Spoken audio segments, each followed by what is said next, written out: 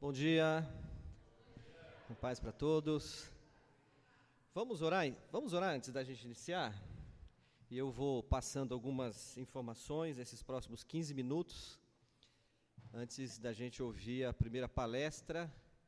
Se tiver mais alguém lá fora, eu vou pedir para ir chegando.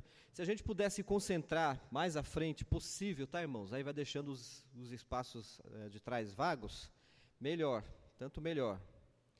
Tá, mas vamos colocar em pés e vamos orar. Nós vamos orar para que, de fato, a gente consiga atingir o nosso objetivo, para que o nosso bondoso Deus nos dê graça e sabedoria para a gente passar esse dia aprendendo com 4 homens de Deus que vão trazer mais do que informações para a gente. Essa não é a ideia apenas informar.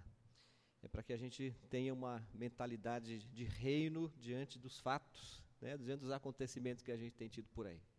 Feche seus olhos. Querido Pai, nós te louvamos, te agradecemos, Deus, por essa oportunidade riquíssima de aprendermos, ó Deus, mais sobre esse tema, conjuntura política e responsabilidade cristã, que para muitas pessoas aparentemente, ó Deus, pode ser que não tem nada a ver, todavia nós entendemos que o nosso papel, como igreja, como filhos, como servos do reino, é anunciar a Tua palavra e mostrar, ó Deus, como o sal da terra e luz do mundo, o Teu reino acontecendo em todas as esferas da sociedade, ó Deus, e influenciarmos, ó Deus, as vidas através do nosso testemunho como igreja, em todos os ambientes, em todos os espaços e durante os momentos e circunstâncias em que a igreja está inserida.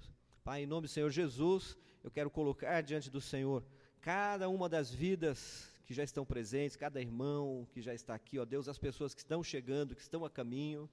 Quero orar, ó Deus, pelos preletores, que o Senhor esteja usando, ó Deus, como instrumentos, como ferramentas, ó Deus, com a finalidade de que o Teu povo seja edificado, instruído, ó Deus, para as boas obras. Deus de amor, em nome do Senhor Jesus, nós queremos colocar essa nação diante do Senhor, colocamos o Brasil diante de Ti, Senhor, nesse momento ímpar, nesse momento, ó Deus, de conflitos políticos, de embates, nesse momento, ó Deus, de polarizações, em que há, ó Deus, uma beligerância, há um estado, ó Deus, de ódio, muitas vezes, Pai. Então nós colocamos diante do Senhor esse país que passa por esse momento crítico, e a igreja não pode se furtar, e a igreja não pode se esconder nessa hora. Oramos, Deus, em nome de Jesus, por cada um dos líderes no Brasil que representam a igreja. Oramos por todas as denominações. Oramos, ó Deus, para que possamos cumprir o nosso papel histórico profético, para a Tua glória, em nome de Jesus. Amém. Senta um pouquinho. Antes de eu dar umas instruções finais, porque a gente vai começar 9h15 já com o presbítero e professor Paulo Cristiano. Há mais ou menos, nós estamos em final de setembro, dezembro do ano passado, mais precisamente, começo de dezembro do ano passado, eu estava conversando com Stephanie, que está ali atrás, nós trocamos informações a respeito de política, e aquelas questões que a gente está acostumado, aquele ativismo, de mídias sociais em relação à política. Então, numa das nossas conversas de troca de materiais, olha, você viu isso, você viu aquilo, nós começamos a pensar de fazer um evento com essa temática. Na verdade, não havia ainda um tema específico, mas com essa temática. Eu havia, inclusive, proposto que nós fizéssemos algo do tipo teologia, igreja e política, que envolvesse essa trinca, essa trilogia, essa tríade, e que de alguma maneira a gente contribuísse para o debate, como igreja, porque a gente não pode se furtar, a gente não pode não participar do momento como se nós fôssemos alienígenas, como se a gente não fosse daqui. E partindo do pressuposto de que nós somos daqui de fato, tanto é que eu estou aqui, você está aqui também, então nós somos daqui, Enfim, e Jesus, Ele disse que nós somos o sal da terra e luz do mundo. Ele orou, inclusive, por nós, nesse sentido. Como é que a gente pode contribuir? Como é que a gente pode não entrar nessa armadilha de polarização, né, dessas discussões que muitas vezes geram absolutamente nada. E quando gera mais discussão e desconforto e tal. Então vamos conversando. E eu louvo a Deus porque na evolução das conversas foi proposto, inclusive aqui, para a igreja, para a diretoria da igreja, para o corpo pastoral da igreja. E então, fazendo contato com o meu amigo pastor Mário Fonseca, que está ali, pastora Margarete, que está aqui, e outras pessoas, aos poucos se formou então o Quarteto Fantástico. Pastor Écio, pastor Mário e pastora Margarete, presbítera Stephanie. Então, a gente começou a elaborar até a primeira reunião e chegamos a um extrato do que vocês vão ver hoje, né? Óbvio que nem tudo é perfeito, mas eu acredito que tudo que foi feito no pré e agora, e a gente obviamente vai avaliar depois, está sendo feito com a melhor das intenções, ok? Não é, como eu disse, entrar nessa armadilha do debate pelo debate, né, de pichar esquerda ou direita, o centro, A ou B, não é essa a ideia é municiar a igreja, a ideia é colocar a igreja para dentro do debate, mas de certa forma, municiar a igreja, né, com critérios argumentativos, para a gente não ficar naquele negócio, eu sou fulano, eu sou Beltrano, sem saber o que está acontecendo. Mais ou menos como aquela criança que entra na fila da loja para pegar a bexiga e nem sabe se vai ganhar a bexiga no final da fila, né? Então tem muita gente assim, que ele entra na fila e não sabe o que vai rolar lá na frente. E tem muitos de nós cristãos, acabamos entrando nessa vibe sem perceber. E eu confesso um pecado da minha parte, vou confessar um pecado, muitas vezes eu fiz isso, entrei na fila sem saber o que ia rolar lá no final. Mas eu acho que vocês vão ter uma oportunidade muito boa. Por exemplo, quando a gente foi convidando, compartilhando as informações, algumas pessoas falam assim, eu não gosto de política. Mas precisa gostar, gente. Uma questão, e outra, o momento agora não é nem gostar e não gostar, é a gente participar. Não é verdade? Eu fiz até uma comparação aqui em outros lugares que é assim, eu não gosto de dentista, não da pessoa dentista. Se tiver algum dentista aqui, por favor, nada pessoal. Mas a gente tem que ir, é ou não é? Tem muita coisa na vida que a gente não gosta, mas a gente precisa. E foi por esses e outros motivos, por essa mentalidade, muitas vezes, não muito bem elaborada, que a igreja, em alguns momentos da história, ela acabou, lembrando que não há neutralidade, né? Jesus disse, aquele que comigo não ajunta, não há espaço neutro nessa nossa dinâmica, tanto social e espiritual, muito menos. Então não há uma neutralidade. Se a gente não opta por um lado, a gente já escolheu um. Deu para entender? Quando a gente não opta por um lado, lamentavelmente a gente já está de um lado, e que não é o melhor.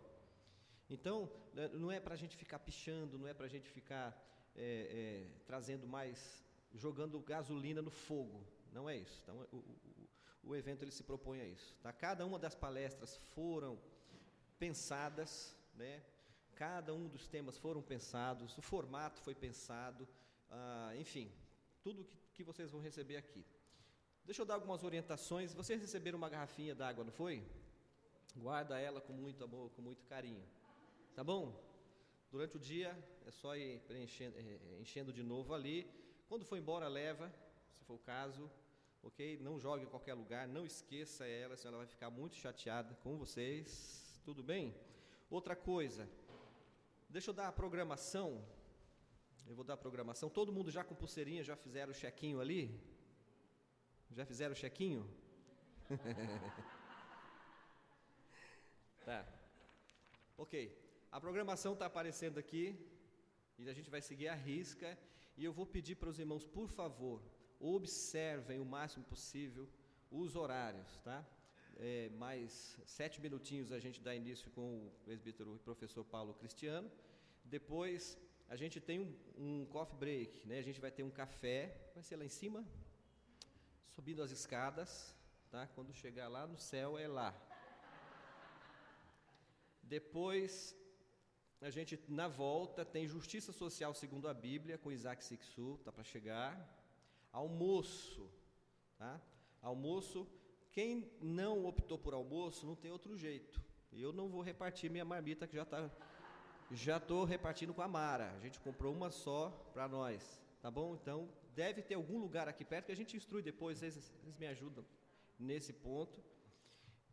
Voltando, tem a palestra com Joaquim de Andrade, Jesus e as minorias, tá? Que daqui a pouco ele está por aí. Outro coffee break, e depois Renato Vargens, que está chegando do Rio de Janeiro daqui a pouquinho.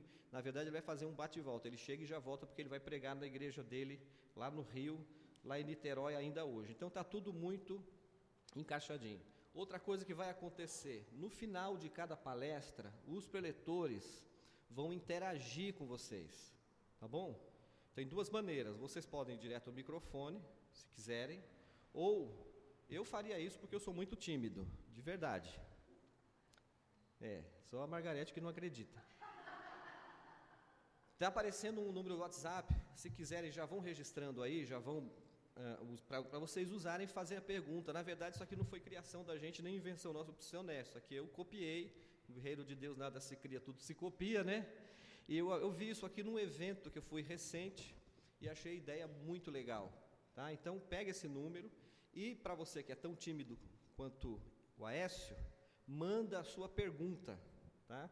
Mas de preferência, eu gosto de instruir assim com relação à pergunta. Vamos fazer pergunta que vai contribuir também. Pergunta retórica, ou pergunta que é pegadinha, né? Que são perguntas de duplo sentido, ou algo do gênero, não contribui, não ajuda muito. Então, pergunta que você acha que vai contribuir de fato para acrescentar, né? E que vai contribuir para que a gente absorva mais o tema, eu acho legal, tá? Aquelas perguntas nada a ver, aquelas perguntas que não tem muito sentido, e todo mundo que está aqui, eu vou partir do pressuposto que são pessoas bastante inteligentes, né? E a gente vai conseguir contribuir, de repente, uma fração da preleção, da pregação, ou da mensagem, ou da exposição não foi compreendida, a sua pergunta para alguma pessoa, para algumas pessoas, de repente vai ser aquela chave. Então, contribua, tá? Não se preocupe com a formulação da pergunta, mas tenta passar o que você quer perguntar de fato. O pessoal que vai receber vai interpretar bem, vai procurar ser fiel ao que você está perguntando e vai passar para o preletor e ele vai passar para frente, tá bom? Então, a primeira palestra que vai abrir daqui a pouquinho, então, o presbítero Paulo Cristiano, que é teólogo, professor, conferencista do CACP, Centro Apologético Cristão de Pesquisa. Eu tenho o privilégio de caminhar já há mais de uma década e meia. Oi? O privilégio é meu. Ele está dizendo que o privilégio é dele. A humildência é tudo nessa vida. E bombeiro também por profissão, pai, marido. Vamos nos colocar em pé para receber o presbítero Paulo, professor Paulo, que eu agradeço de coração, né, por terem, na verdade os 4 aceitaram de pronto, gente, foi uma coisa muito interessante, e agenda corrida, ele trabalhou, para vocês terem uma ideia, além de toda essa coisa ministerial, dar aula, pregar aqui, acolá, viajou a noite inteira para chegar aqui, tá? Viajou a noite inteira, dormiu no ônibus, então merece, né? Deus abençoe. Obrigado, viu? Obrigado mesmo.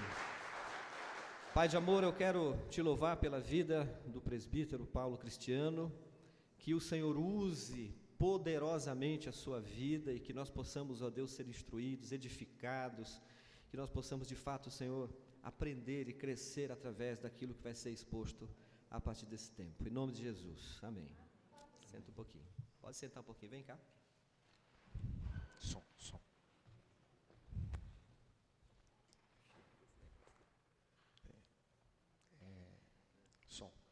Tá, beleza. Bom, não acredito em tudo que o pastor fala, viu? É bem lá para baixo, a metadezinha disso aí. Mas como ele já falou, meu nome é Paulo Cristiano, eu pertenço à Igreja Batista, a primeira Igreja Batista de São José do Rio Preto, a melhor cidade do interior de São Paulo. Vocês estão convidados a visitá-la. A minha formação acadêmica é em Ciências Sociais, tenho uma pós-graduação em Sociologia Política, Ciências da Religião e Teologia. Aqui. De modo que a minha área, na verdade, é apologética, né? que o pastor chama de caçadores de heresia. Mas, dentro da área da apologética, cabe também a política, que é uma área que eu gosto muito. Na minha casa, todos estão, pelo menos, não são ativistas políticos, mas pelo menos estão conscientizados politicamente, desde o meu filho mais novo até a minha esposa, que é bem ativista política mesmo, ela pegou gosto pela coisa. Então, a gente sempre está trocando ideias, sempre debatendo, sempre levantando questões. E eu quero parabenizar a igreja, o evento todo aí, a organização, o pastor, com a liderança aqui da igreja presbiteriana, por colocar justamente próximo à eleição um debate interessante, né? Quando a maioria das igrejas não quer nem tocar em política, né? Vocês conseguem levantar um evento desse para nós termos informações e debates referentes a uma área tão preocupante para a igreja. Porque uma igreja que não se preocupa com política, irmãos, ela já está tomando uma posição política, como disse o pastor, né? O apoliticismo, ele é tão político quanto o ativismo político, só que em lados opostos. A minha palestra hoje, ela tem como objetivo simplesmente trazer algumas informações da conjuntura política brasileira. Tá? Quando a gente olha para o nosso cenário, o nosso histórico político nacional, e a gente costuma qualificá-lo com um jargão: político é tudo vagabundo, político nenhum presta. De onde que nós trazemos isso? De onde que nós adquirimos essa noção de que político não presta, de que a política não deve se misturar com a igreja? Então, nós temos alguns pressupostos, alguns princípios, pelos quais nós devemos pautar todas as nossas falas, todos os nossos discursos, as nossas narrativas. E eu acredito que, dentro da minha área, né, que é a sociologia, a gente pode navegar um pouquinho para sair um pouco do senso comum. Então, qual é o objetivo da nossa palestra?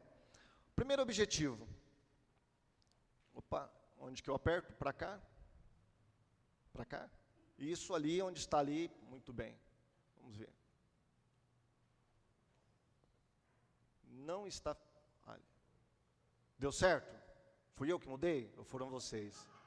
Ah, tá. Sou eu, né? Muito bem. A primeira parte da palestra, e eu queria que o pastor me ajudasse nisso também, porque eu sou péssimo. Quando estiver faltando 5 minutos aí, você pode erguer a plaquinha, tá bom? Como a gente faz lá em Santos. A primeira parte, então, eu quero falar com vocês sobre identidade social, tá? Como nós navegamos no nosso social. Vamos falar um pouquinho sobre a nossa herança cultural, a nossa construção de identidade social. E num segundo momento aí nós vamos falar realmente sobre política e religião, ok? Opa. Ali, muito bem. Quem conhece essa frase aí? Quem já falou essa frase? Isso, confesse aí, vamos lá. Igreja é o lugar melhor para se confessar. Política, religião e futebol não se discute. Não é? Quantas vezes você já ouviu e até já falou sobre isso? Essa frase, irmãos, ela não diz respeito apenas a limitações de assuntos. Ela não diz respeito a opções de opiniões. Se nós formos procurar um pouquinho mais lá, estruturalmente falando, nós vamos encontrar, atrás dessa frase, toda uma estrutura cultural que permeia a sociedade brasileira. Quando a gente fala política, religião e futebol não se discute, nós estamos querendo evitar conflitos.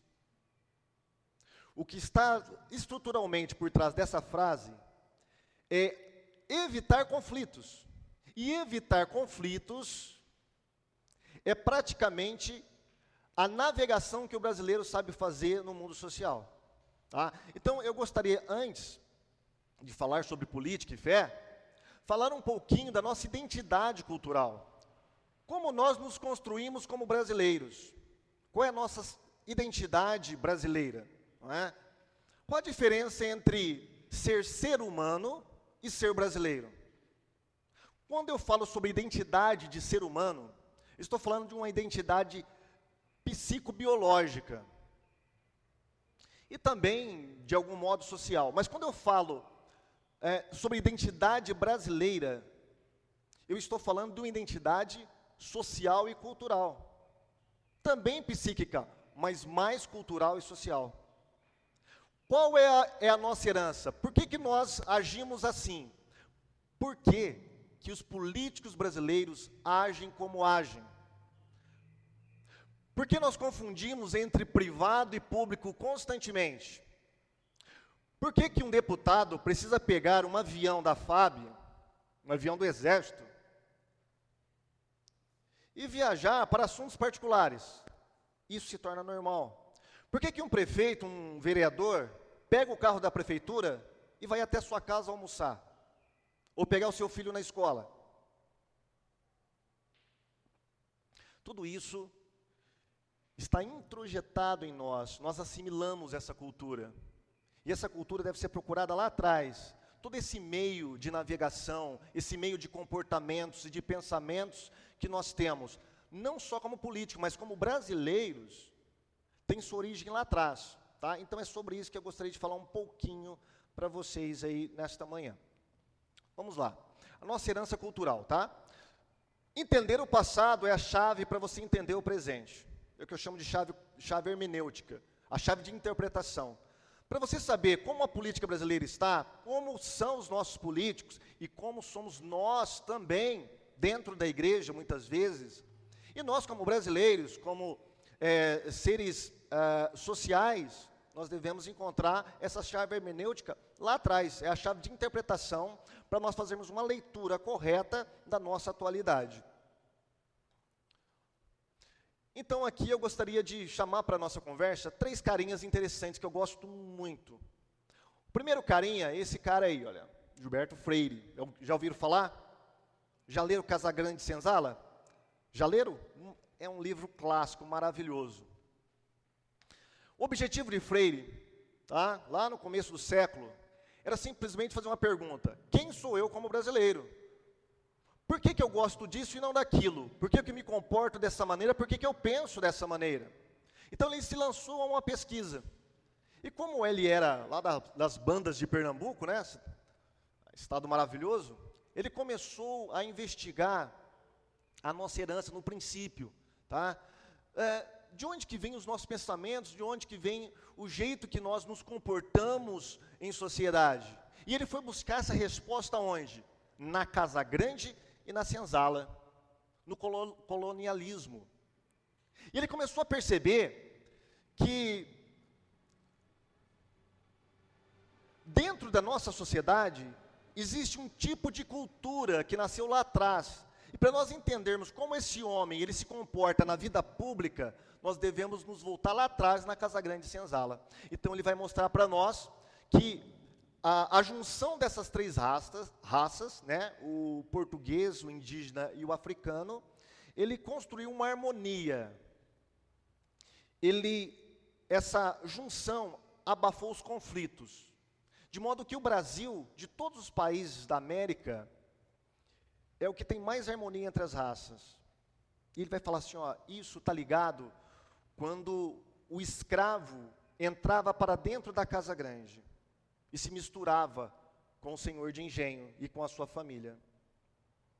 Esse modo de relação social, em que o escravo entrava para dentro da Casa Grande e se tornava mais um da família.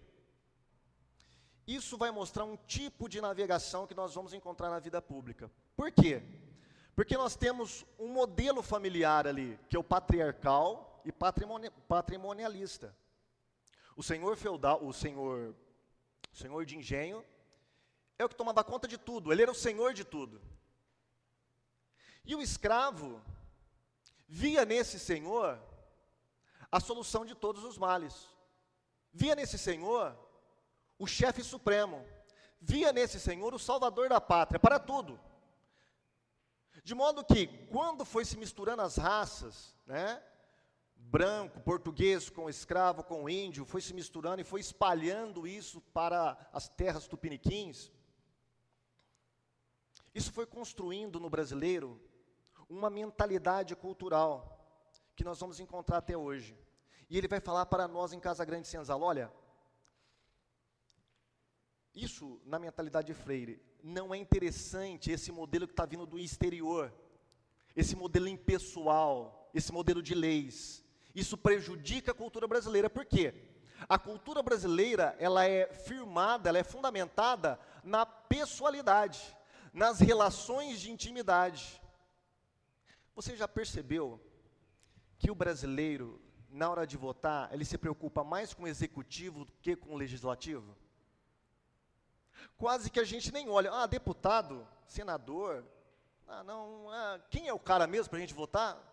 Não, mas presidente, eu tenho meu presidente. Eu tenho o número dele na ponta da língua, eu tenho o nome dele, eu sei tudo sobre ele.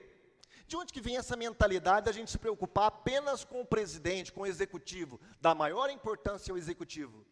A mentalidade de Senzala. Ele vai dizer para nós, olha, o brasileiro acostumou a procurar autoridades em que essa autoridade toma o poder por ele e ele só fica esperando. Ele fica no favor. Ele vai dizer para nós, olha, o homem brasileiro, ele navega na via pública com a mentalidade ou de senhor de engenho ou de escravo de senzala. De senhor de engenho, ele é autoritário. De mentalidade de escravo de senzala, ele procura favores. E não é assim que se comporta o brasileiro? É dessa maneira. Estamos à procura de favores. Mas quem vai desenvolver isso não é o Freire. Quem vai desenvolver isso perfeitamente é o Buarque de Holanda. No livro Raízes do Brasil, ele vai pegar toda essa pesquisa também do Freire e vai montar em cima dela algo fenomenal. Ele vai desenvolver um conceito chamado de homem cordial. Ele vai falar que o Brasil, ele tem um modo de comportar na vida pública, que é o homem cordial. Quando ele começa a escrever o seu livro, ele está lá em Berlim, ele está na Alemanha, e ele vai mergulhar nos escritos de Max Weber. Ele vai utilizar toda a metodologia de Weber para fazer uma análise da conjuntura brasileira. Então ele vai falar para nós, olha, o nosso problema está lá na colonização. Nós herdamos a cultura e a herança portuguesa. E ele vai falar para nós, olha como que era a cultura portuguesa, é essa aqui, olha. Primeiro, Portugal é diferente de todos os países da Europa, até hoje. Não sei se vocês sabem, muitos europeus não gostam de portugueses. Eles não gostam, outros europeus de outros países. O europeu, ele não era dado a estratégias, a planejamento. O europeu vivia da dependência divina. Daí, porque a nossa colônia é completamente diferente da americana. A americana era uma colônia de planejamento, de estratégia. A nossa colônia era de providência. Então nós viemos aqui, implantamos todo um sistema agrícola que dependia do quê? Dos céus. Nós dependíamos dos céus. Os grandes engenhos dependiam do quê? Da chuva que Deus manda. Essa era a mentalidade portuguesa. Portugal, ele dava mais valor ao status do que ao mérito. Ao contrário dos Estados Unidos. A mentalidade americana é completamente diferente. Já vem uma mentalidade totalmente já fundamentada no protestantismo. A mentalidade portuguesa é totalmente fundamentada no catolicismo. Então, a mentalidade portuguesa, ele vai falar para nós, é uma mentalidade de aventureiros. Tanto é que o Brasil se torna... Obrigado, minha querida. Você tem um pontinho no céu, viu? Muito bem. 2 copos ainda. É uma mentalidade de aventureiros. Então, ele vai falar para nós. Dessa maneira, e é bom a gente lembrar, quando ele escreve esse livro, ele está preocupado com a transição da Era Vargas, 1930. Ele escreve o livro em 1920, mas preocupado já com 1930. Porque nessa época nós estamos tendo uma transição. Que transição é essa? Saindo da área rural, da época do Freire, e indo para a área urbana, para uma época urbana. Uma época onde o capitalismo está sendo implantado no Brasil. E quando nós falamos em capitalismo, nós temos que lembrar de uma coisa muito fundamental no capitalismo, que é a burocracia. A burocracia, no Brasil, ela se transformou em algo que chega à beira do empecilho, né? De algo que a gente não gosta. Falou em burocracia, meu Deus, já lembra do quê? De banco, não é? De cartório, de papelada, de coisa que vai demorar. Mas a burocracia, na mentalidade do Max Weber, lembra que ele está bebendo em Weber?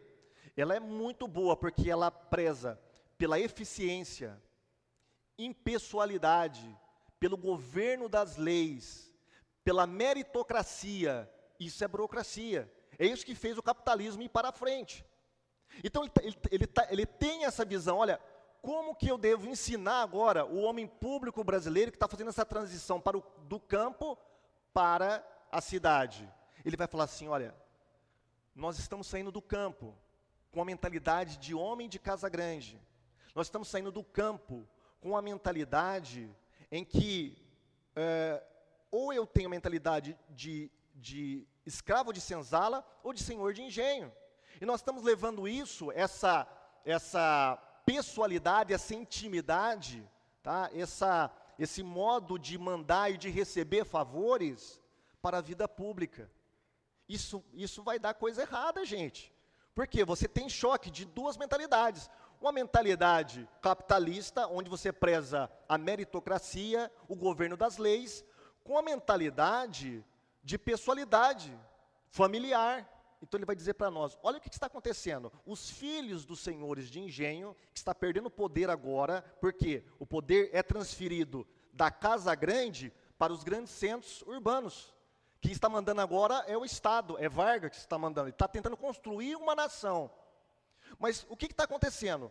Os filhos de senhores de engenhos estão indo para a vida pública com a mentalidade de casa grande. Ou seja, uma mentalidade de pessoalidade, onde você manda ou onde você recebe favores. Tá? Então, esse homem, ele vai falar para nós, esse homem, ele não consegue distinguir entre o público e o privado. Ele entra num universo que está sendo implantado leis objetivas, leis que devem imperar na vida pública. Mas ele está vindo de uma vida urbana, onde impera o quê? As relações familiares. Ele está entrando para a vida pública dessa maneira. Ou seja, o que está acontecendo no Brasil moderno nessa época? Nós estamos tendo uma estrutura totalmente de mundo moderno, capitalista, do império das leis, só que a cultura e a mentalidade brasileira ainda não mudou. Deu para vocês começar a fazer o link disso aí? Isso impera até hoje. Nós temos uma mentalidade política, os nossos políticos, eles navegam na vida pública com mentalidade familiar. Por isso que você vê tantos escândalos, por isso que você vê tantos desmandos, tanta corrupção. Por quê? Porque eles pegam a coisa pública, né, a vida pública, como se fosse uma vida familiar. Eles trocam. Então, para ele, o público vira privado. Por quê? Porque nós temos essa mentalidade. Mais à frente, um pouquinho, nós temos o da Mata, que é um dos que eu gosto muito. Mesmo porque ele era militar, capitão do exército, né? E ele escreveu esse livro, Carnavais, Malandros e Heróis, que se tornou um clássico, e um modo de você enxergar como que se comporta a sociedade brasileira. Ele vai pegar, então, toda essa pesquisa, desde Freire e do Holanda, e vai fazer uma mesclagem, só que agora mesmo na vida urbana. Tá? A vida urbana já está estabelecida no Brasil. Ele vai falar para nós, olha, o brasileiro, ele tem dois modos de navegar. Um é a rua, o outro é a casa. A casa é o lugar de aconchego. Ele está falando numa linguagem parecida do Holanda, só que de um formato diferente. Ele vai falar assim, olha, a rua, aliás, a casa é o lugar do aconchego. A casa não é apenas um espaço geográfico, é um espaço moral. Ela está cheia de significados. Na casa, impera a pessoalidade, impera o aconchego, não há atritos, há paz e harmonia. Na casa, eu tenho o meu reconhecimento, eu sou pessoa em casa. Ao contrário da rua. Na rua, impera a impessoalidade, impera as leis, impera o conflito. Na rua você não é pessoa, na rua você é indivíduo. Então ele vai falar para nós, o problema do brasileiro é que quando ele vai para a vida pública da rua, aí ele está falando a mesma linguagem de Holanda, mas de um formato diferente. Quando ele vai para a vida pública, quando ele sai para a rua, ele sai com uma mentalidade de casa, uma mentalidade familiar, uma mentalidade de harmonia. Só que quando ele chega na rua, ele encontra o quê? A dureza da lei. Ele vai falar para nós, olha, dessa maneira, como as leis são colocadas no Brasil, de cima para baixo, sem uma construção do povo, tá? Por isso ele vai falar assim, ó, as leis aqui no Brasil, a gente pode falar que a lei pegou ou a lei não pegou. Ó, essa lei pegou, essa aqui não pegou. Ou seja, você pode burlar essa lei. Ela não pegou, ela não faz parte, ela não foi introjetada em nós. Ao contrário, por exemplo, dos Estados Unidos, França e outros países da Europa, onde você tem lei ou não tem lei. As leis são obedecidas de fato. No Brasil, não. Por quê? Porque as leis, ela choca com a cultura brasileira, porque ela é colocada de cima para baixo. Então, deste modo, como que o homem brasileiro, ele navega no espaço social? Não tem outro modo, a não ser burlando as leis. E como que ele faz isso? Ele faz isso de duas maneiras, através do jeitinho brasileiro, ou através do que? Você sabe com quem está falando? O jeitinho brasileiro nada mais é do que a mentalidade de escravo, em busca de favor. Você sabe com quem está falando?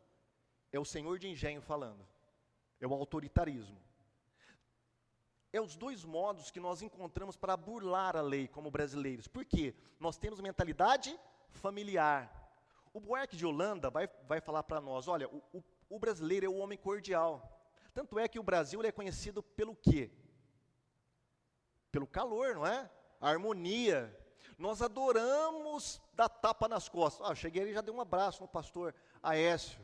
Né? O brasileiro gosta de abraçar, gosta de pegar. Ele vai falar para nós, olha, o homem cordial não é o homem gentil.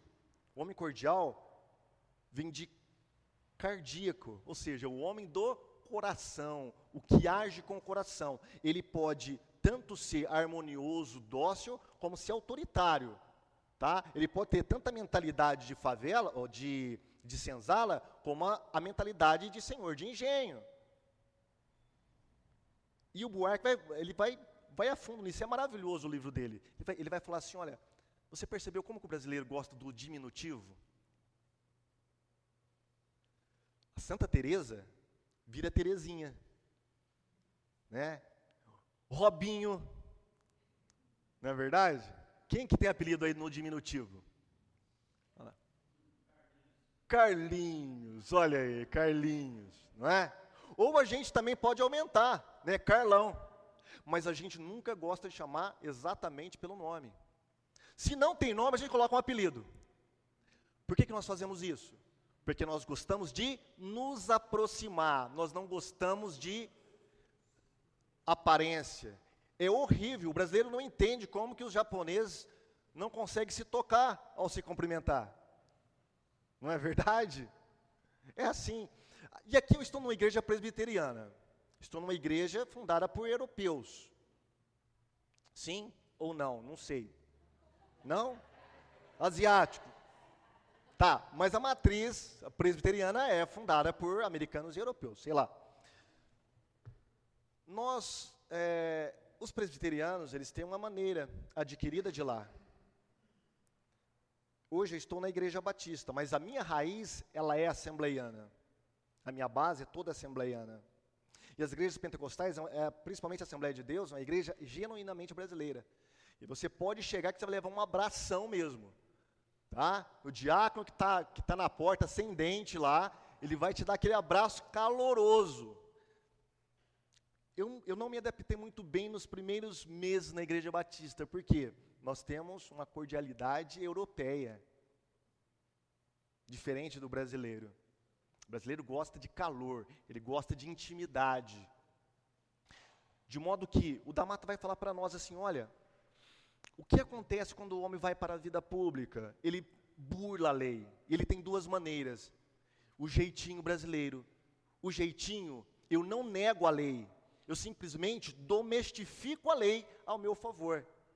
É quando você está ali, ó, apressado e chega na fila do banco, aquela fila imensa, mas você conhece o caixa. O que você faz? Dá uma volta. Ô Ricardinho, você pode pagar aí? Amanhã eu passo aí e pego, beleza? Beleza, tranquilo. Sem nenhum problema.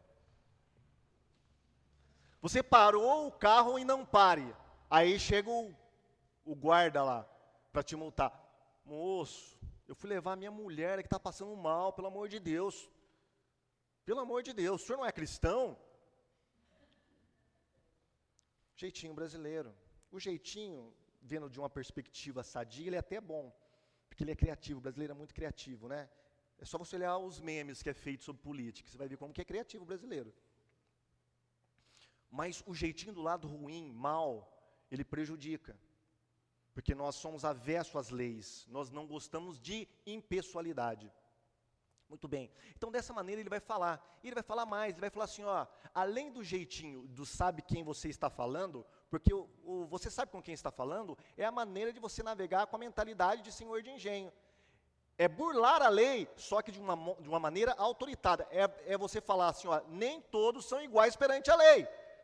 Existe aqueles que estão num patamar superior. Você sabe com quem você está falando? Eu sou o vereador fulano de tal. Ah, mas o cara foi pego alcoolizado, dirigindo alcoolizado, mas ele fala para o policial. Você sabe com quem está falando? Eu sou o juiz fulano de tal, mas o cara está bêbado no volante. Você sabe com quem está falando? Eu sou a empregada do delegado lá fulano de tal. É o jeitinho autoritário de senhor de engenho, enquanto o outro é o de mentalidade de senzala. É dessa maneira que nós navegamos o nosso espaço social, e dentro da igreja da mesma maneira. Tá? Por exemplo, ele vai dizer para nós que o catolicismo não provocou nenhuma reação política na nação brasileira por causa dessa maneira adocicada, do jeitinho, não é? O catolicismo popular, ele não tem força para impor uma moral na vida pública. Tanto é que todas as grandes modificações que foram feitas no país, foram feitas por maçons. Perceberam isso? Independência, república, maçons. Não foram por católicos. Então ele vai dizer para nós, a nossa maneira de navegar, ela tenta burlar a lei. E tem mais uma maneira, a maneira do malandro, ele vai falar. Por isso que é malandros e heróis. O malandro, ele faz do jeitinho o seu modo profissional de viver a vida pública. O malandro, para se tornar malandro, ele precisa de um contraponto, o otário. Porque senão não tem malandro. Tem que ter o otário. O otário é a escada do malandro. E quem é o otário? O otário é aquele que obedece às leis. O malandro não. O malandro, ele tem que burlar as leis. Ele tem que viver da quebra das leis. E mostrar que eu prefiro a impessoalidade do que a pessoalidade do que a impessoalidade das leis. Muito bem. Irmãos, isso aqui só foi para mostrar para vocês como é feita a mentalidade cultural brasileira. E essa mentalidade é a mentalidade dos nossos homens públicos, que toma conta da República brasileira. É dessa maneira. Então, não nos deve assim assustar, para quem conhece, né, essas estruturas culturais, não nos assusta saber como está a política brasileira fundada na corrupção. Isso não é questão do PT apenas, vem lá de trás. Vem lá de trás. Tá? Por quê? Porque nós temos essa mentalidade. Muito bem. Eu já devo estar passando do horário aí. Opa. Então, a nossa sociedade, ela foi formada por um corte enorme entre elite e o povo. Tudo vem de cima para baixo. O povo não constrói. O povo precisa do quê? De um salvador da pátria. Por isso que a gente abdica da nossa maneira de tomar decisão, abdica da nossa liberdade, da nossa segurança, para transportá-la para um salvador da pátria. Para um salvador da pátria. O brasileiro sempre está procurando um salvador da pátria. E dentro da igreja evangélica não é diferente. Não é diferente. Tá? Por quê? Porque a gente acredita, a nossa mentalidade é, se a gente conseguir colocar um presidente evangélico no poder, melhora o Brasil.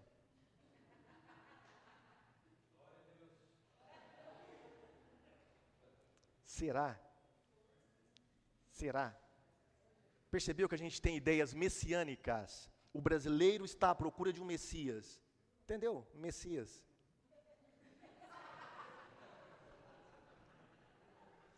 Pessoal, religião e política não se misturam. Esse livro aqui, do Paul Freston, eu perdi uma ótima oportunidade de fazer mestrado com ele, mas ele já foi embora do Brasil. Ele é inglês, dava aula aqui na UFSCar, de pós-doutorado em Sociologia da Religião, um homem muito capaz, muito inteligente. Tem um livro chamado Política, Igreja e Estado... Política sim, Igreja e Estado não, estou com um livro aí. E ele diz aqui, olha, religião e política se misturam, enquanto igreja e Estado não pode se misturar. A reforma protestante ela foi feita baseada neste pensamento, de que o Estado não deve ser religioso, deve haver o quê? Uma diferença, então uma separação entre igreja e Estado. Agora, veja bem, não misturar religião e Estado não é a mesma coisa que não misturar religião e política. Igreja e Estado não, religião e política pode ser. Tá? E ele vai começar o seu livro desconstruindo um mito chamado de Estado laico. Hoje qualquer coisa, né? A pessoa fala, mas o Estado é laico. Você não pode ler a Bíblia num plenário, porque o Estado é laico. Você não pode ter um símbolo religioso, porque o Estado é laico. Então as pessoas estão levando para o extremo o conceito de laicismo. Tá? O Estado ser laico diz respeito à administração do Estado. Ele não pode ser governado por uma religião determinada. Tá? Mas isso não quer dizer que o Estado não pode conter símbolos, não pode conter conceitos religiosos. Por quê? Porque o Estado legisla sobre tudo. Ele protege o direito de religião. E o direito de religião, e a religião em si, é uma cultura. Como que eu vou deixar minha cultura de lado e entrar no Estado? Ah, tá, agora eu vou deixar de ser, por exemplo, nordestino para eu me transformar em deputado federal. Não posso. Eu trago comigo toda a minha herança. Quem é ateu, leva toda a concepção ateia para dentro do Estado. E quem disse que um cristão não pode levar os valores cristãos para dentro do Estado? Não só pode, como deve levar. Porque os direitos humanos, toda aquelas leis que protegem a vida, a propriedade, tal, foi baseada onde? Em valores cristãos. Valores que estão exauridos aí na Bíblia Sagrada. Muito bem. Aí nós devemos evitar alguns extremos. Tem um grupo de ateus aí, chamado Ateia, que é uma organização, eles estão fazendo marcação cerrada em tudo que diz a respeito da religião, de algum modo em repartições públicas. Por exemplo, essa reportagem aqui, lá em Praia Grande, tem uma praça lá, eles mandaram tirar a Bíblia da praça. Justiça determina a remoção de inscrições bíblicas de praça em São Paulo a pedido de ateus. Na minha região lá, na cidade de Araraquara, essa mesma organização entrou também na justiça para que a Bíblia não seja lida em plenário. Gente, tudo baseado no quê? No conceito de Estado laico. Logicamente que isso é um falso conceito, né? A gente deve evitar isso aqui. Lógico que nós não só podemos, como devemos levar os valores cristãos para dentro da vida pública, sim. Só que também tem um outro lado da moeda, né? Tem um outro lado da moeda. Né? E a gente está vendo aqui. Quando políticos, quando líderes religiosos, fazem do púlpito palanque de propaganda política. Não é? Isso é errado. Tanto é errado que a justiça brasileira agora proibiu isso, porque está virando uma vergonha. Então, tem os dois lados da moeda. Aqui, você mistura as coisas. Lá, você proíbe as coisas.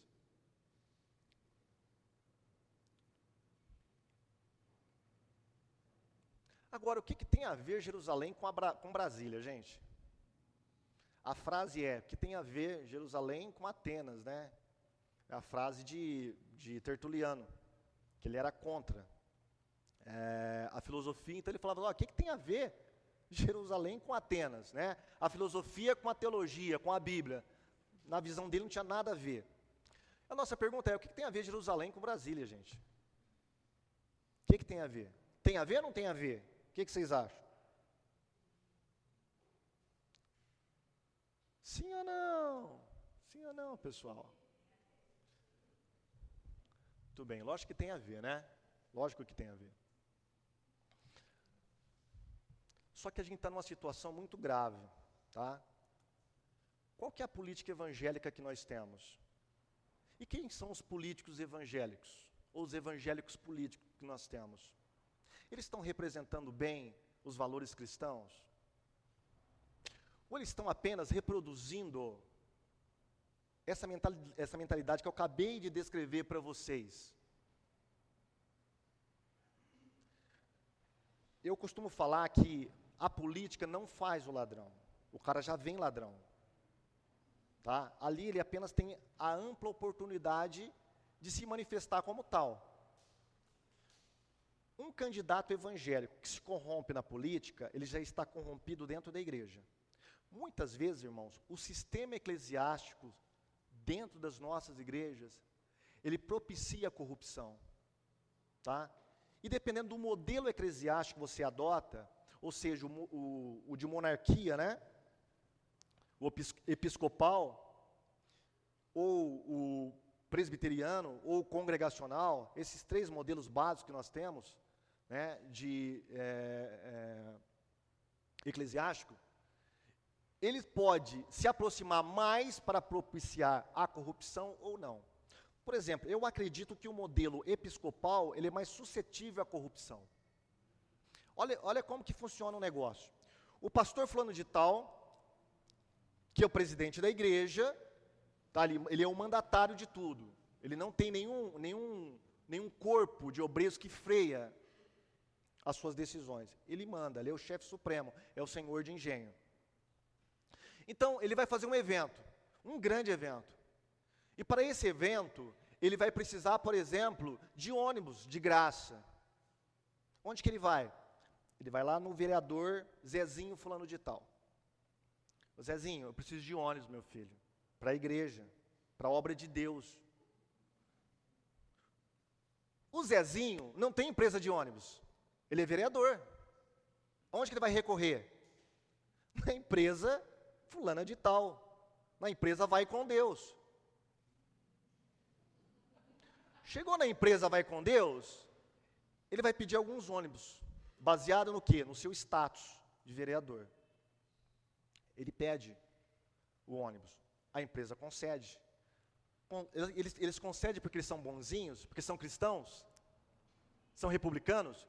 Não, sempre visando o interesse.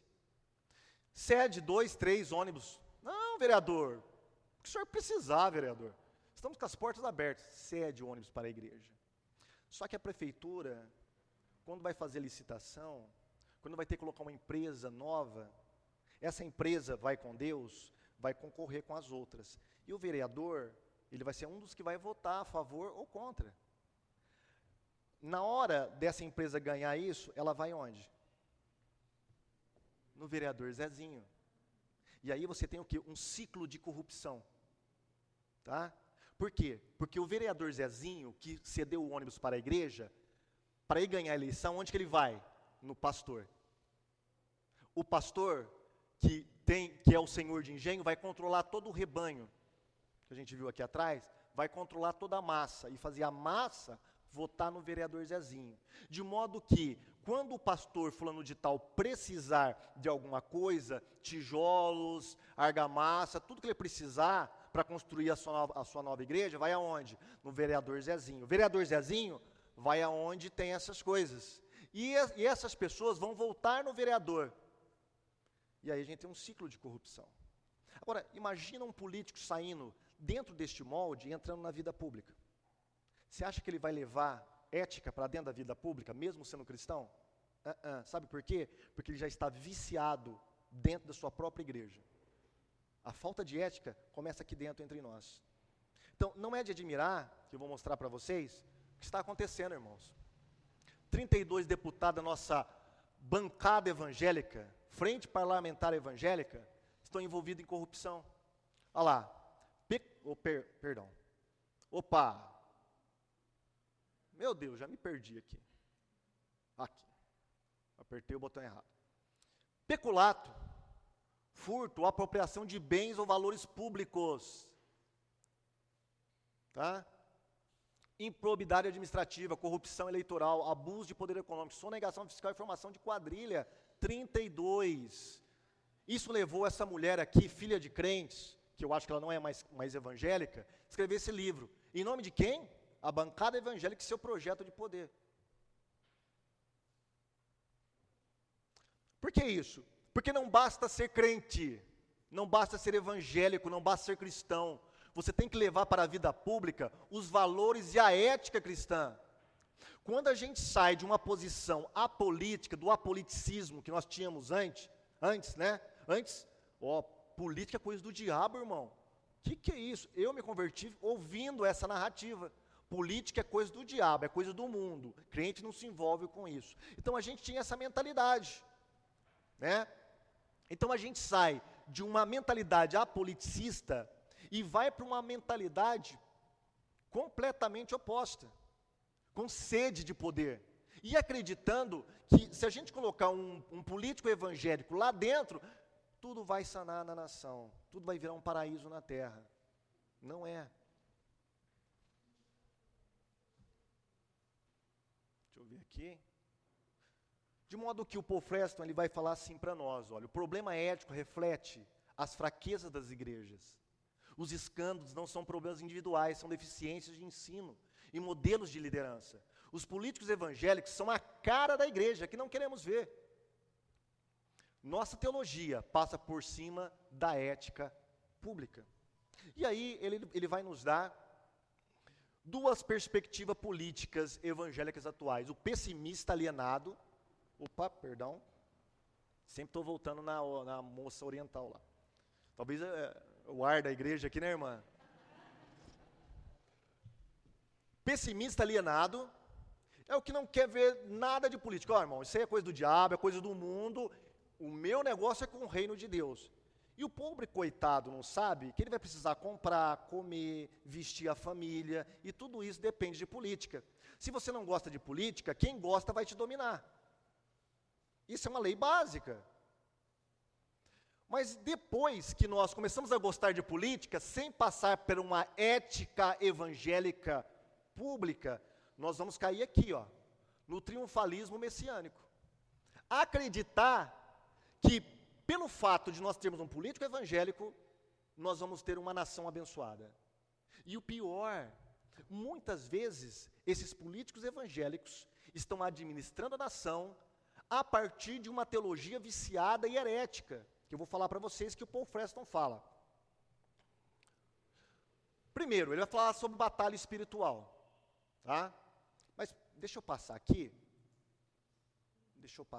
É aqui, né? Deixa eu mostrar um negócio aqui. Esses três foram presidentes. Esse cara aqui foi o primeiro presidente evangélico da África, Zâmbia. Tá? Esses dois aqui da Guatemala. Ok? Dois presidentes evangélicos, dois primeiros presidentes evangélicos da Guatemala. O Frederico Chiluba, ele era sindical, foi preso, se converteu na prisão, concorreu democraticamente às eleições, que quando a Zâmbia começou a se abrir para a democracia, ele concorreu, ganhou disparado do seu concorrente, lá, do seu opositor. O que ele fez? Primeira coisa, convocou todos os ministros das igrejas para a presidência. Para quê? Para fazer um culto de libertação da nação. Orar para expulsar todos os maus espíritos da Zâmbia. Ele acreditava que a nação estava dessa maneira pela maldição dos seus antepassados por causa da idolatria, em adorar espíritos. Solução simples, vamos chamar todos os pastores, a gente faz um exorcismo aqui, declara que a nação da Zâmbia é cristã a partir de agora, nós entramos num pacto com Deus e aí tudo vai melhorar. A Zâmbia vai passar de devedor para credor.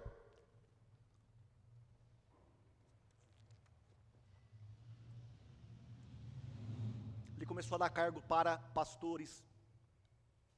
ele começou a convocar evangelistas e pagar com dinheiro público para fazer cruzadas no país.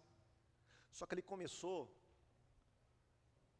a fazer igual o seu antecessor, a ser um ditador. Mudou a Constituição, começou a prejudicar democraticamente, né, o seu opositor, para que ele não galgasse o poder, para tomar o poder das mãos dele. Foi um péssimo, se tornou um ditador. Por quê? Porque essa teologia da batalha espiritual, essa teologia da confissão positiva, não pode ser transposta nem para a teologia bíblica, muito menos para a vida pública. Então, ele pensou que fazendo isso ia libertar a nação, que ia ser próspera, simplesmente declarando que a nação do Senhor Jesus, Zâmbia é do Senhor Jesus. Como a gente viu aí, né, algumas décadas atrás, em vários, declare, povo brasileiro, a nação do Senhor Jesus, e aí tudo vai mudar, vai virar uma maravilha. Não é assim. Nós estamos levando para a nossa vida pública, quais são os valores? Nós estamos levando uma mentalidade mundana aí fora. Como eu estava conversando com o pastor ali, né, ali fora, muitas vezes a igreja está pensando como pensa o mundo. E Paulo fala lá em Romanos capítulo 12, né, não vos conformeis com este mundo, mas transformai-vos. A palavra transformar ali tem um sentido de metamorfose. É aquela metamorfose, né, da lagartinha para a borboleta, transformação radical, total, numa maneira completamente diferente de ser, né? Transformai-vos pela renovação da vossa mente, metanoia, renovação total da mente. Então a transformação começa aqui, olha, começa aqui na nossa mente, nosso entendimento. Isso também passa pela cultura, pela nossa mentalidade cultural. De modo que eu não acredito que simplesmente colocando um político evangélico, tudo vai melhorar. Esse político ele foi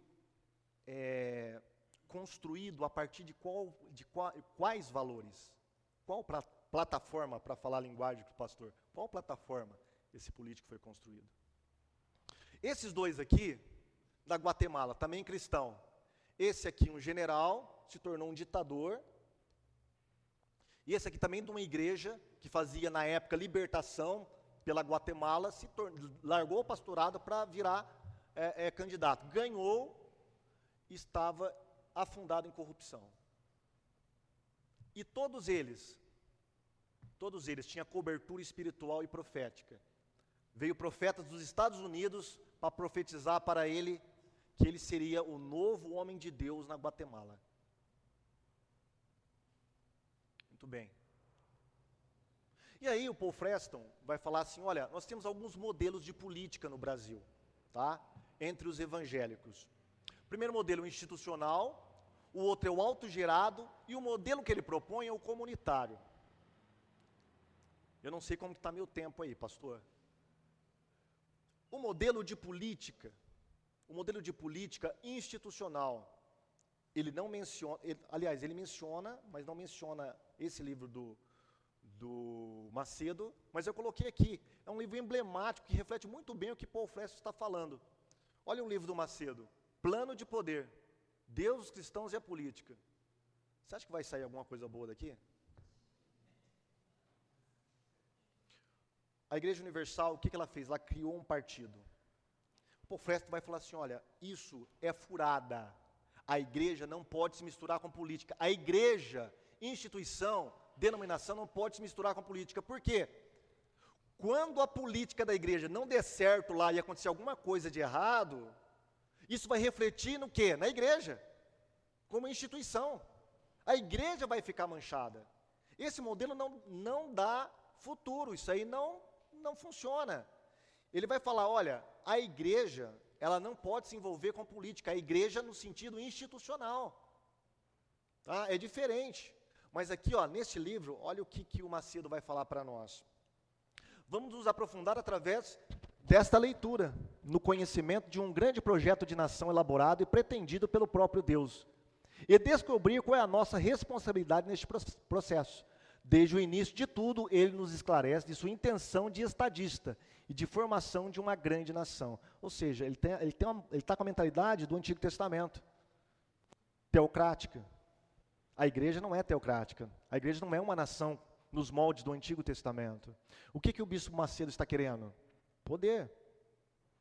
Submeter a política à religião institucional. Isso não vai dar certo. Um outro modelo, que ele vai chamar de modelo autogerado, é aquele indivíduo autônomo, tá? Ou ele se converte próximo à política e se diz candidato evangélico, ou ele já era evangélico, traz uma carreira para a política e se lança ao eleitorado evangélico. O problema disso, ele vai falar, esse pessoal, isso aqui eu só peguei como exemplo, viu, pessoal?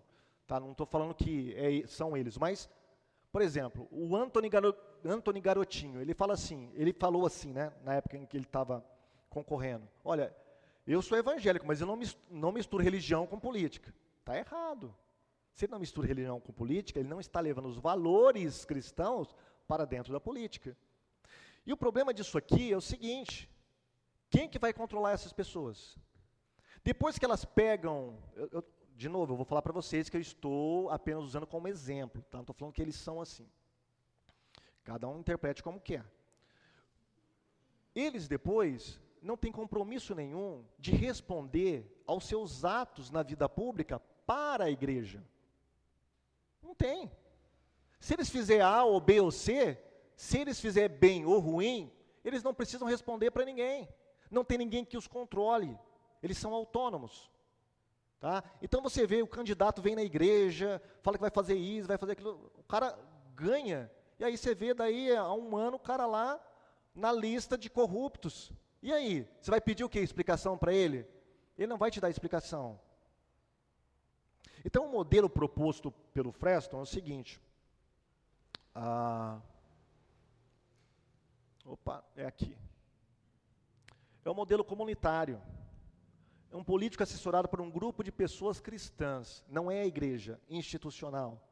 É um grupo de pessoas engajadas politicamente dentro das igrejas, que pode fomentar, tá, um quadro que possa eleger um político, que de certa forma vai responder à crítica profética daquele grupo. Quando tiver que criticá-lo ou consertá-lo, ele vai dar ouvido. Essa é a proposta dele.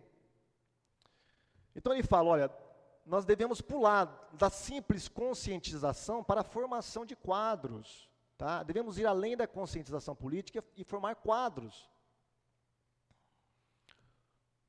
Ele fala assim para nós também, nós devemos ir além das pautas tradicionais da bancada evangélica, do que nós evangélicos sempre trabalhamos. Quais são essas pautas? Proibição de casamento com pessoas do mesmo sexo, proibição do aborto, liberdade religiosa, identidade de gênero, legalização das drogas, legalização de jogos de azar, isenção fiscal das igrejas. Essas são as pautas que a gente está circulando, né? A gente fez alguma evolução? Sim, algumas são muito boas. Só que a gente deve ir além disso aqui. Qual é a proposta que nós temos evangélica, como evangélicos, para a nossa nação? Por exemplo, para as artes. O que nós temos de proposta para as artes? Para a cultura. Tá, beleza, vamos colocar um presidente evangélico. Ele vai escolher quem para tomar conta da cultura, baseado em valores cristãos? Do esporte. E aí, fala para mim, do esporte. Qual é o projeto evangélico que nós temos baseado em valores cristãos para o esporte? Nós temos alguma pauta? Nós temos algum projeto disso? Nada.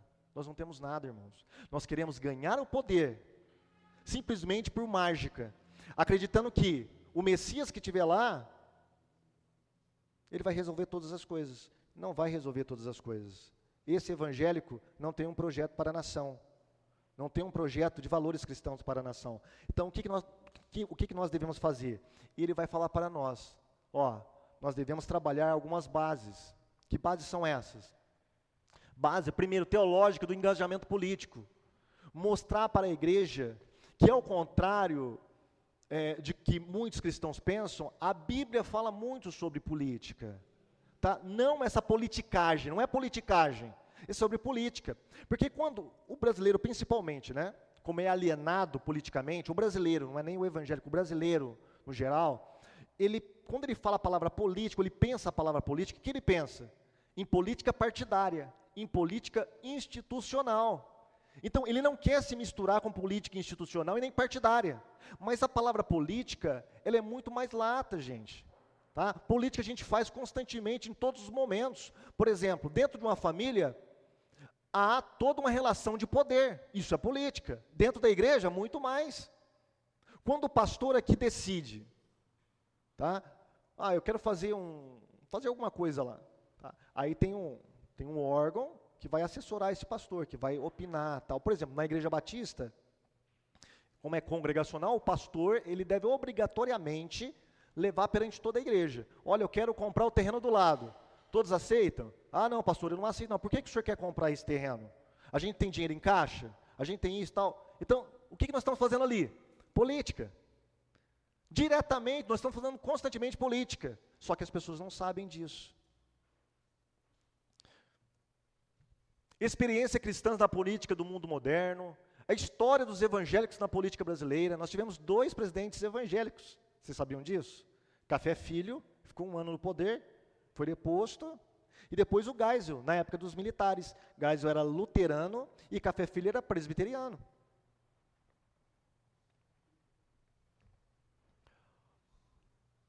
Organização de campanhas e exercício de mandato, realizar debates sobre o processo eleitoral e de candidatos, reunião para escolher nomes e propostas políticas, isso é importante. Não é só simplesmente escolher a pessoa, olha, esse aqui, como eu era da minha antiga igreja, simplesmente pegava, o fulano de tal agora que vai ser o político. Tá, e aí, o que esse cara vai fazer? Ele não fala nada. Só foi escolhido, todo mundo vai ter que votar nele. Por que eu vou ter que votar nele? O que ele vai fazer?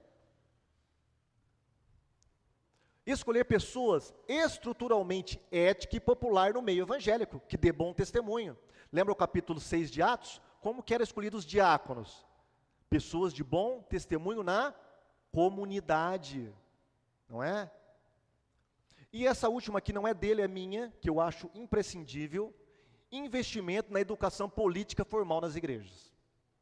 Eu já estou escrevendo um projeto para a minha igreja, e vou levar o pastor para formar grupos de estudo, em princípio, grupos de estudo sobre política na igreja.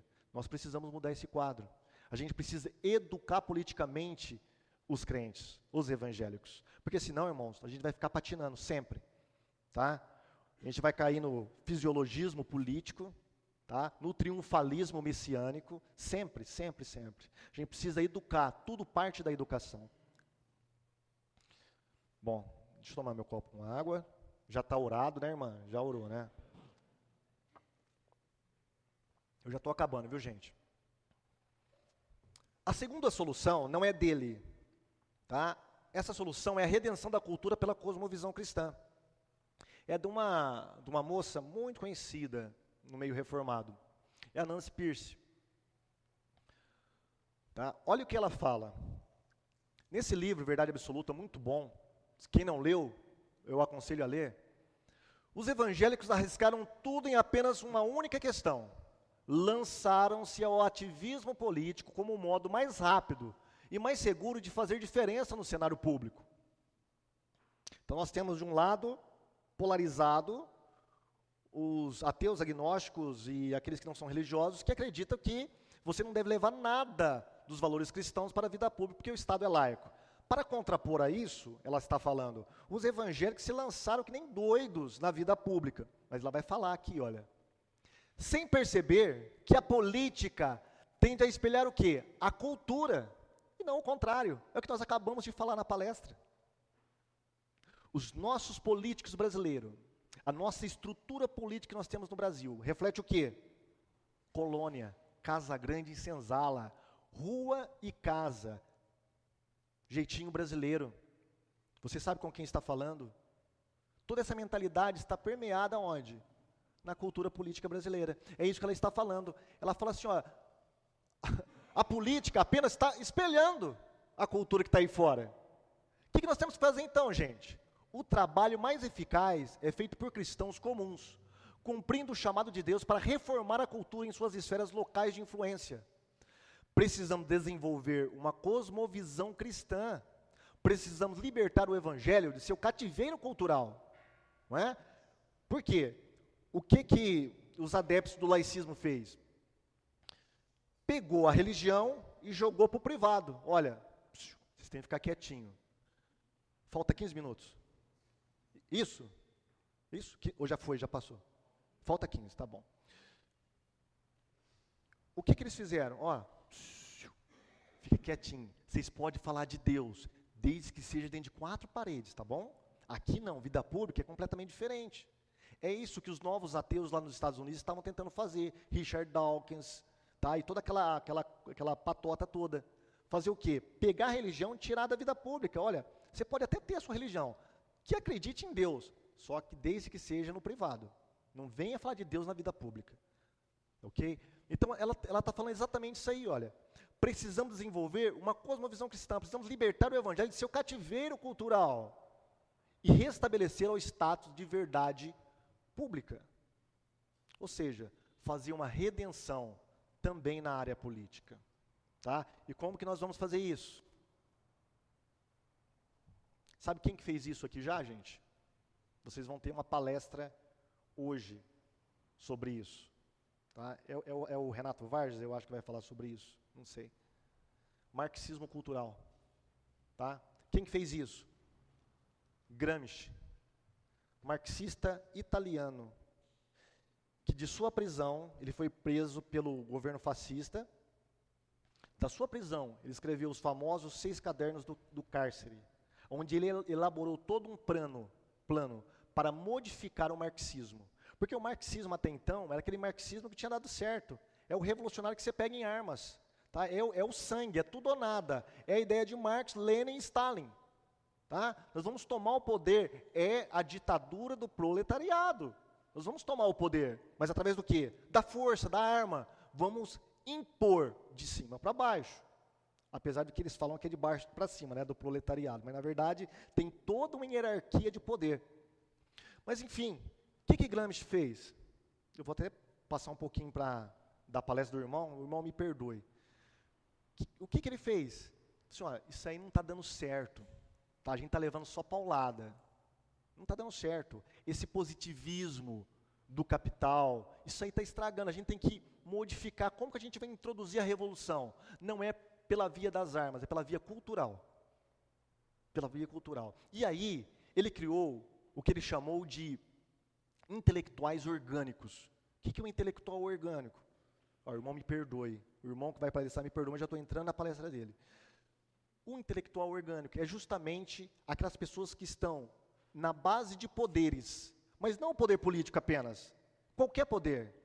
É aquela senhora que está lá como presidente do bairro, é aquele diretor da escola, é aquele médico que tem alguma chefia, é aquele policial dentro do quartel. Então, o que ele fez? Olha, nós precisamos mudar a mentalidade cultural dessas pessoas. Não é ir apenas lá na política, é aqui, ó, culturalmente. A partir do momento que as pessoas tiverem a sua mentalidade mudada, como dizia Marx, né, elas tomar consciência de classe, elas então vão começar a pensar dessa maneira, e nós vamos começar a tomar todo o poder. Esse negócio do marxismo aí, economicista, positivista, isso aí já era da época de Marx. Agora os tempos são outros, e ele conseguiu fazer muito bem isso aonde? No Brasil. Dá uma olhada como que está a educação no Brasil, a economia do Brasil, a cultura do Brasil. Irmãos, a Bíblia diz muito acertadamente, os filhos das trevas são mais prudentes do que os filhos da luz. Nós deveríamos estar fazendo isso. É o que a Nancy Pierce propõe aqui, de maneira diferente, né? Mas ela propõe a mesma coisa que Gramsci já fez lá atrás. Nós devemos fazer o quê? Educar, tomar o poder. Poder como? Simplesmente para estar no poder, para falar que é evangelho? Não, para transformar essa cultura, transformar essa mentalidade. Enquanto nós não pegarmos os nossos filhos, ensinar fazer uma leitura da sociedade aí fora, a gente não vai conseguir muitas coisas, tá? A gente está mandando os nossos jovens para a faculdade, lá eles são doutrinados e voltam para dentro da igreja. É isso que está acontecendo.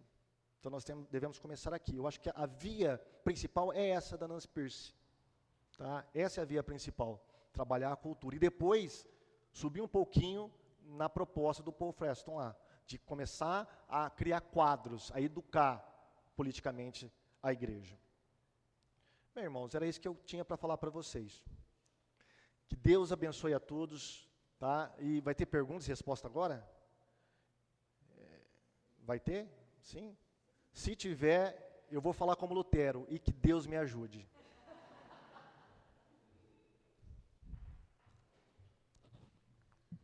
Amém. Eu fico com medo de ir passando o horário. Amém. Graças a Deus pela palestra. Que bom. Bom mesmo. Vamos fazer o seguinte, gente. Quem anotou aquele número do WhatsApp que está aparecendo aqui? Já mandaram perguntas? Maravilha. Vamos lá. Se não mandaram, quem quer fazer pergunta ao vivo e a cores? Aqui tem. O Abigail, é isso? Abner. Ou Abigail, não, né? Abner. Mas é parecido, né, Abner? Bom dia a todos. Eu só queria que o senhor abordasse um pouco mais a questão da batalha espiritual. Puxa, porque verdade. é uma coisa assim que me interessa no meio em que eu convivo, e o senhor falou que a religião deve se misturar à política, não a igreja, mas sim a religião, e de alguma forma a religião leva a esses traços de batalha espiritual, e eu queria saber assim como lidar com isso. Maravilhoso a sua pergunta, porque eu pulei um slide que eu ia comentar, tá? Vamos ver aqui. Vamos chegar lá na Neuza Itioca. Vamos ver.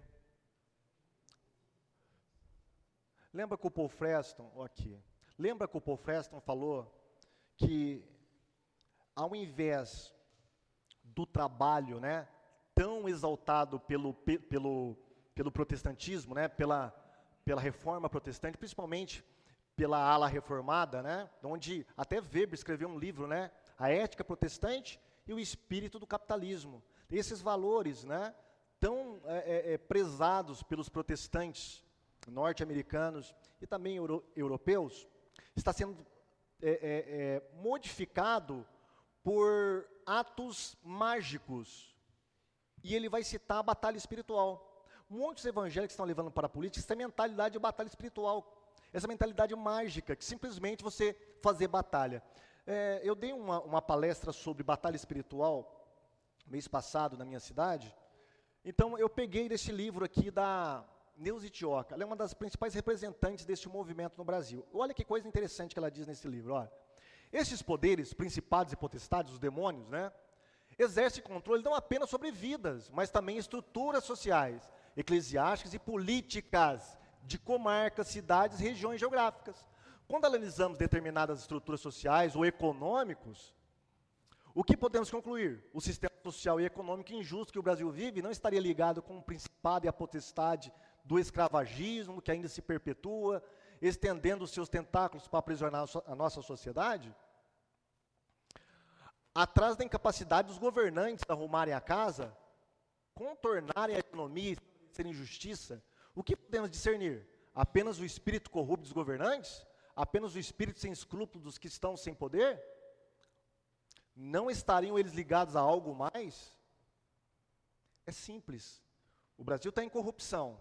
Nossos governantes são incompetentes. Nossos governantes são totalmente individualistas, com mentalidade de casa grande, senzala, né? Simples, vamos resolver a casa, como? Fazer uma campanha de expulsar as potestades. Essa mentalidade mágica, tá, de que tudo vai resolver se você saber o nome dos demônios, fazer uma campanha para expulsar da cidade, detectar qual a potestade que está sobre essa região, e aí você faz uma campanha de oração e expulsa. Eles acreditam que através desses atos proféticos, tudo vai resolver na política. A gente vai ter políticos mais honestos, a nossa estrutura política vai melhorar muito, e até econômica. Olha que maravilha.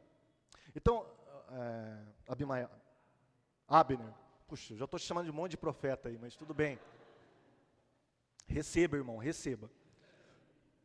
Esse tipo de mentalidade que o Paul Freston está falando, entendeu? Que muitos políticos estão levando para a política esse tipo de mentalidade. Isso aí é furado.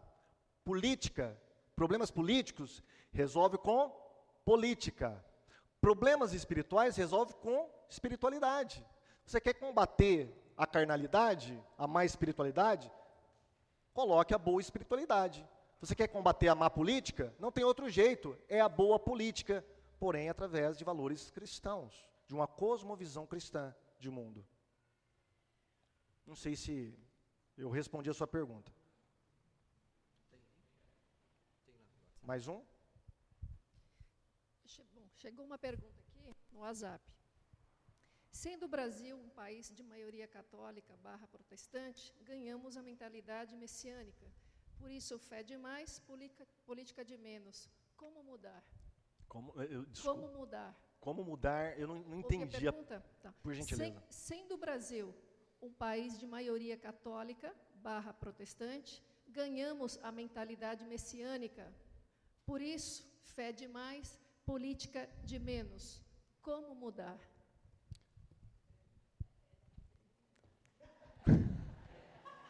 Eu não queria falar isso, a pastora aqui que falou. Ela falou fé demais. Fé demais, é. Eu acho que é pela via da educação. Nós temos que começar na base as coisas. Nós temos que construir na base, tá? E tudo passa pela educação. Tudo passa pela conscientização. Os países mais desenvolvidos, eles têm uma pirâmide. Lá no topo, nós temos pessoas muito conscientizadas politicamente. Um pouco abaixo, uma barra um pouco menor, pessoas ativistas politicamente. E uma barrinha bem pequenininha, alienadas politicamente.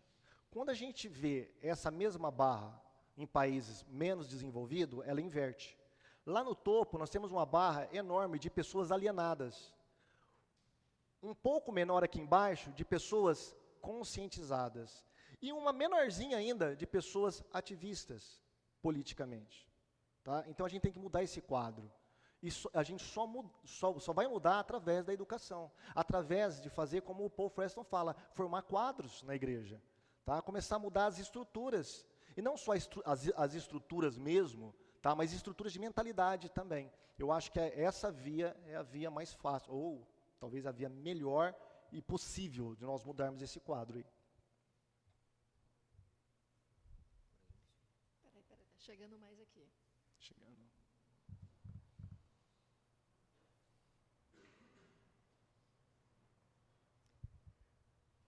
A visão e base cristã dentro da política tem a ver com conservadorismo? Então, nós temos uma polarização. Eu, como cientista social, eu não posso me pautar apenas em estudos que prezem a direita. Por exemplo, o Paul Freston, a mentalidade dele, quem conhece e quem lê os livros dele, sabe que é direcionado um pouco mais à esquerda. É um centro-esquerda. Tá? A Nancy Pierce é direita, completamente direita, conservadora. Tá? Então eu acredito que tem os dois modos de nós trabalharmos dentro da igreja com essas duas mentalidades. Tá? O que é o conservadorismo? É simplesmente conservar os costumes, as tradições que são boas e sempre funcionaram. Isso é conservadorismo. Conservadorismo não é simplesmente você ser dono de um museu, de acreditar que as coisas antigas devem ficar lá atrás, devem ser preservadas e não mudar. Conservadorismo muda.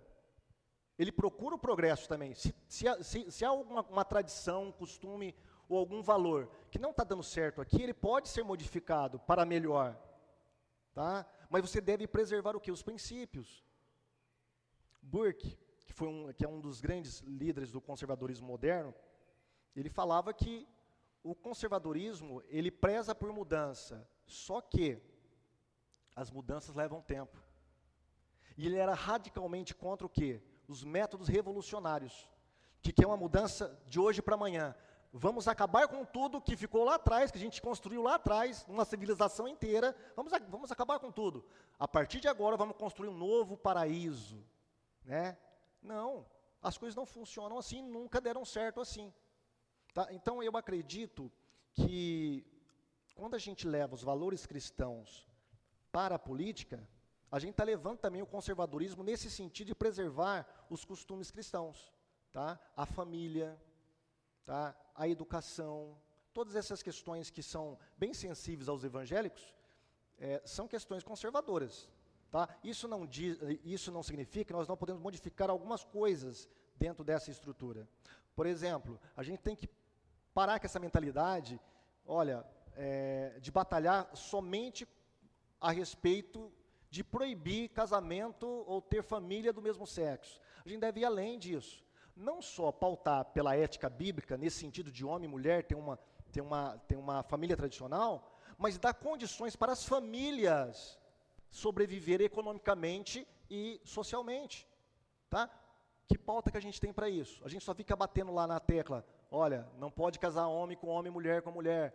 Casamento de pessoas do mesmo sexo, nós não podemos deixar passar aqui no Planalto, aqui no Congresso. Mas espera um pouquinho, vamos um pouquinho além. Vamos dar uma estrutura econômica para que essas pessoas não cometam aborto também. Não é só bater contra o aborto. Mas cadê a estrutura para essas pessoas não abortarem, para essas mulheres terem um entendimento? Estrutura econômica, social, cultural. A gente deve levar esses valores para dentro da política, que são valores cristãos. Nesse sentido, são conservadores, sim. Ok. Gente, vamos então para o cafezinho? Tá bom? Sei que vocês estão já com a vontade de comer um pouquinho. Daqui a pouco a gente volta com o pastor Isaac Sixu falando sobre Jesus e as minorias.